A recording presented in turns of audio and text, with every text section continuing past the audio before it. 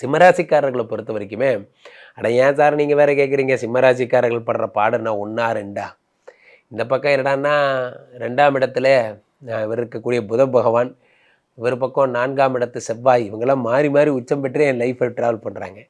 சரி குரு தான் நம்மளை காப்பாற்றுவார்னு பார்த்தா குரு 11ல் இருக்கார். 5 8 கூடையவன் 11ஆம் இடத்துல இருக்கிறார். அப்போது நிறைய பணம் வர்ற மாதிரியே இருக்குது, பணம் போகிற மாதிரியே இருக்குது, ஒன்றுமே புரியல. இது உங்களுக்குன்னு இல்லை, இங்கே எல்லா ராசிக்காரங்களுக்கும் அதான் ப்ராப்ளம்.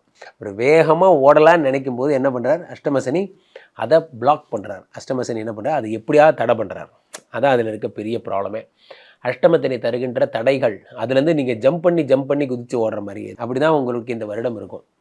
இருந்தாலும் ஒரே ஒரு நல்ல விஷயம் என்ன அப்படின்னா, 12ஆம் இடத்தில் இருக்கின்ற குரு பகவான் 7ஆம் பார்வையாக 6ஐ பார்க்கிறார்.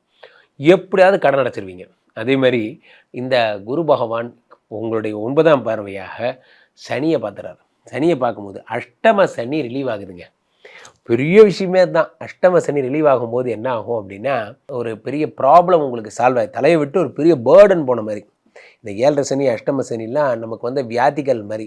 அது போயிடுச்சு அப்படின்னாலே பெரிய சந்தோஷம். பா நீ போயிட்டியாப்பா, ரொம்ப நன்றி ராஜா அப்படிங்கிற மாதிரி அதெல்லாம் சரியாயிடுது. அதான் இருக்கிற ஒரு பெரிய விஷயம். அப்போ அஷ்டம சனி விலகி விடுகிறது, அதான் ஒரு பெரிய சந்தோஷம். இருந்தாலும் 7ஆம் இடத்து ராகு பகவான் உங்களுக்கு தேவையில்லாமல் 2026 டிசம்பர் வரைக்கும் ஜாக்கிரதையாக இருங்க. அதுவும் ஜூன் டு டிசம்பர் ரொம்ப ரொம்ப ஜாக்கிரதையாக இருங்க. காரணம் என்னென்னா, இந்த 7.5 சனி என்ன பண்ணும், இந்த 7ல் இருக்கக்கூடிய ராகு பழைய காதலி கூடலாம் உங்களை பேச வைக்கும். ரொம்ப ஜாக்கிரதையாக இருங்க.